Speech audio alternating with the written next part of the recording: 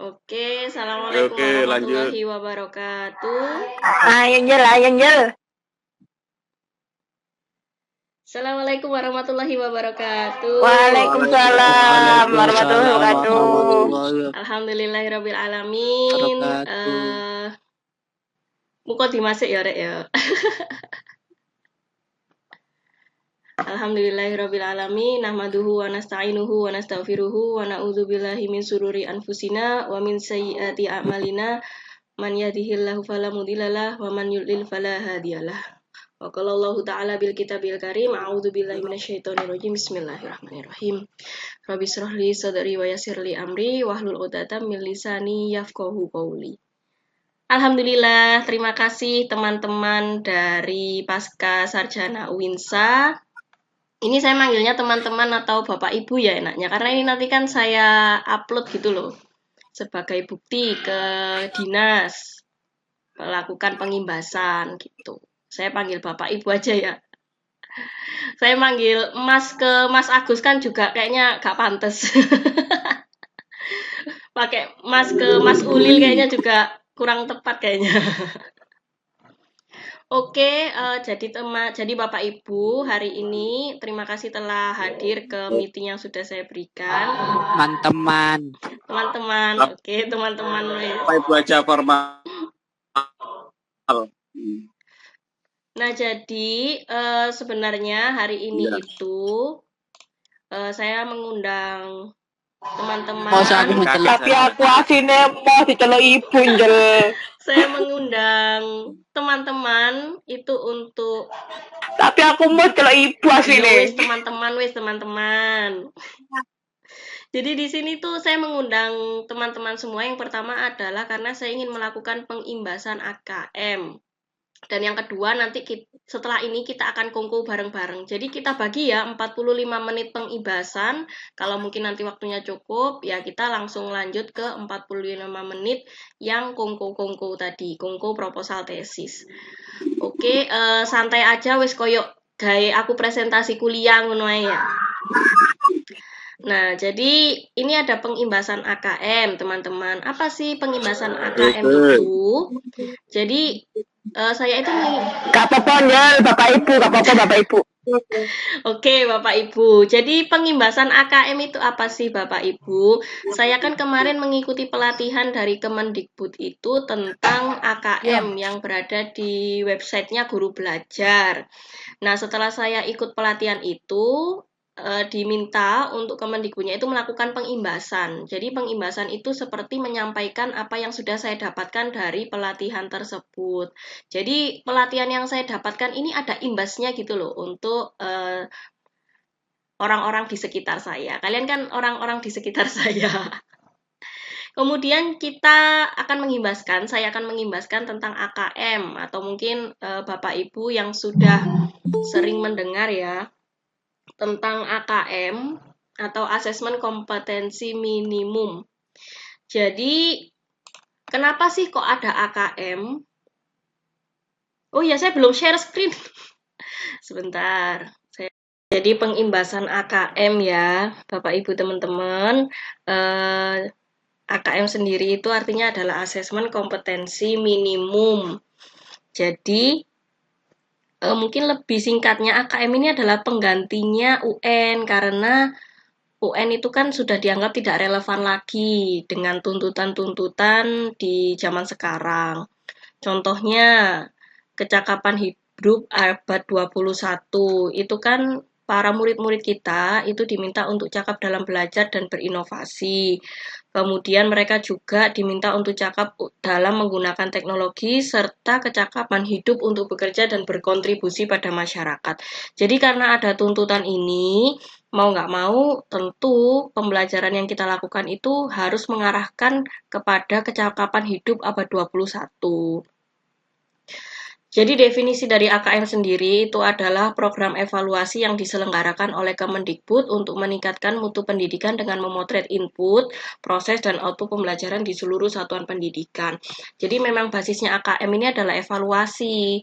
Tapi kalau kita sebagai mahasiswa pasca sarjana itu menggunakan AKM untuk tesis, saya mengambil dosen kita ya, Prof. Husairi, itu adalah guru besar di bidang evaluasi, menyatakan kalau kita menggunakan suatu sistem yang baru untuk digunakan tesis itu kurang tepat. Takutnya nanti kalau suatu sistem itu berubah, nah itu nanti bisa merubah isi dari tesis kita. Tapi kalau untuk artikel itu masih oke-oke aja gitu.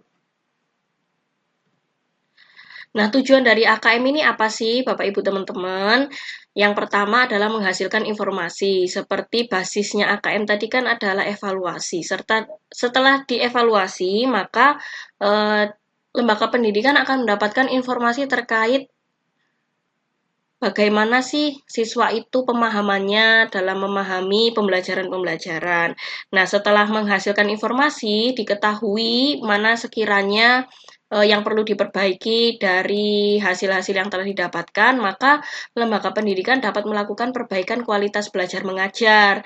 Sehingga setelah dilakukan perbaikan tersebut, maka diharapkan adanya peningkatan hasil belajar murid. Jenis AKM itu ada dua, ada literasi membaca dan numerasi.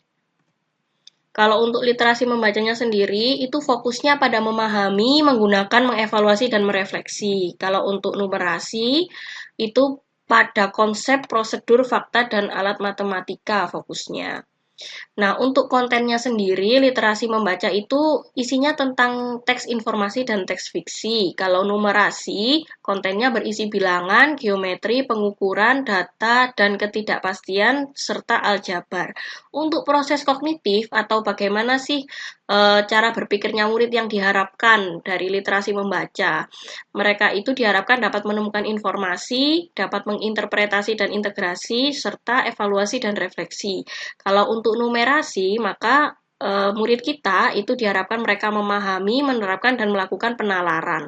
Untuk konteksnya, literasi membaca dan numerasi itu sama, teman-teman Bapak Ibu. Ada yang personal, sosial budaya, dan saintifik.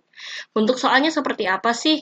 Ada 5 bentuk soal yang diberikan untuk AKM, yakni pilihan ganda kompleks, menjodohkan, isian singkat, dan uraian. Nah, nanti ini juga ada PDF-nya, nanti bisa saya share di grup kita ya. Biar kita juga tahu gimana sih bentuk-bentuk soal dari AKM itu. Nah, kemudian siapa yang mengerjakan AKM ini? Yang mengerjakan itu adalah murid-murid kita. Dan tidak semuanya. Untuk murid SD atau MI itu 30, untuk SMP atau MTS ada 45 murid, sama dengan murid SMA, SMK, atau MA. Pada jenjang apa? Kalau pada jenjang SD atau MI itu pada kelas 5, kalau SMP MTS pada kelas 8, kalau SMA, SMK, MA itu pada kelas 11. Jadi diambil yang bukan murid baru masuk dan murid yang akan keluar. Tapi murid yang ada di tengah-tengah yang sedang mengikuti ya sistem pembelajaran yang ada di lembaga pendidikan tersebut. Nah, waktu pengerjaannya untuk SD dan MI itu literasi dan numerasinya sama-sama 75 menit. Kalau untuk SMP dan MTS, waktu mengerjakannya 90 menit. Ya, dua-duanya 90 menit literasi dan numerasi. Nah, di sini teman-teman bisa lihat ada tulisan survei karakter 20 menit dan survei lingkungan belajar 20 menit. Sebenarnya ini adalah bagian dari asesmen nasional atau AN. Jadi AN itu sebenarnya ada 3. Ada AKM yang sekarang kita bahas, kemudian ada survei karakter dan survei lingkungan belajar. Itu ya. Tapi yang poin pembahasan kita ya AKM-nya itu. Untuk survei karakter sendiri, isinya itu tentang pendidikan Pancasila, seperti itu. Kalau lingkungan belajar itu tentang bagaimana sih kegiatan belajar yang dilakukan sehari-hari itu gimana.